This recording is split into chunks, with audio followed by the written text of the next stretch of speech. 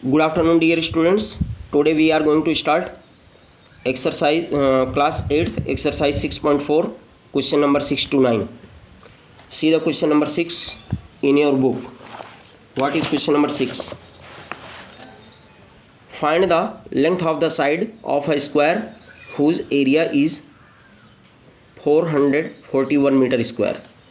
So see the solution of this question. Question number 6. Let the side of square A B C D be x metre. यहाँ A B C D हमने एक square draw किया और इसकी sides को हमने x select कर लिया. तो area of square equal to side square that will be x square. According to question x square equal to 441 implies that x equal to square root of 441 equal to by any method we can find the square root of 441 that will be 21 metre. तो किसी भी तरीके से हम इसको निकाल सकते हैं. रिपीटिंग सब्ट्रैक्शन मेथड से निकाल सकते हैं, स्क्वायर रूट का डिवीजन मेथड यूज़ कर सकते हैं, प्राइम फैक्टराइजेशन मेथड यूज़ कर सकते हैं. तो किसी भी मेथड से इसका स्क्वायर रूट यहाँ साइड में we can find here square root निकाल के यहाँ शो कर सकते हैं और उसको direct we can write the answer here. तो it is your answer 21 metre. Now see the question number 7. What is question number 7? In a right triangle ABC, angle B equal to 90 degree. A part, if AB equal to 6 centimeter, BC equal to 8 centimeter, find AC. B part, if AC equal to 13 centimeter and BC equal to 5 centimeter, find AB. यानी यहाँ पे क्या है, 3 parts में से 2 part given है और तीसरा फाइंड करना है आपको, जबकि it is right angle triangle. तो by using Pythagoras theorem we can find the solution of these 2 parts. See the first part, A part. In triangle A B C angle B equal to 90 degree. तो यहाँ 90 degree बनाया. A B equal to 6 centimetre and B C equal to 8 centimetre. तो A B 6 and B C 8 centimetre, ये हो गया. We know that in triangle A B C A C square equal to, we know that in triangle A B C A C square equal to A B square plus B C square by Pythagoras theorem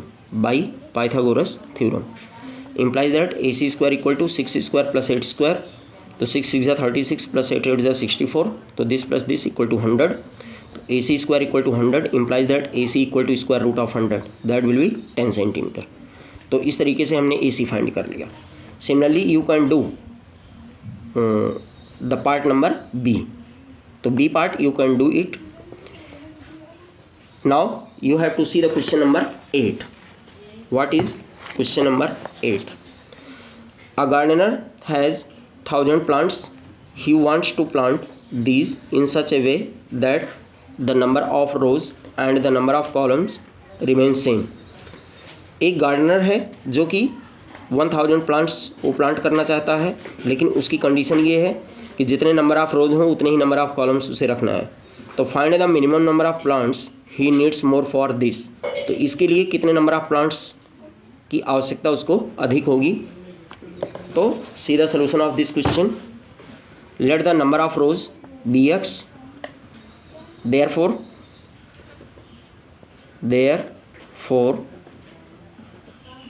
the number of columns equal to x.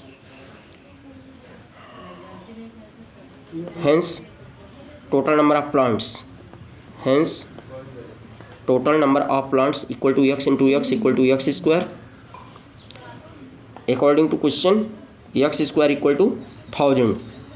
x square equal to 1000 implies that x equal to square root of 1000. तो यहाँ पे square root of 1000 देखिए कैसे करते हैं. Pair बनाया हमने 0 0 का और यहाँ 10 का पेयर बन गया. 9 3 3 जा 9. तो यहाँ पे रिमाइंडर 1 और इस 3 को यहाँ प्लस कर दिया हमने. तो 3 + 3 6 आ गया और यहाँ पे 100 हो गया.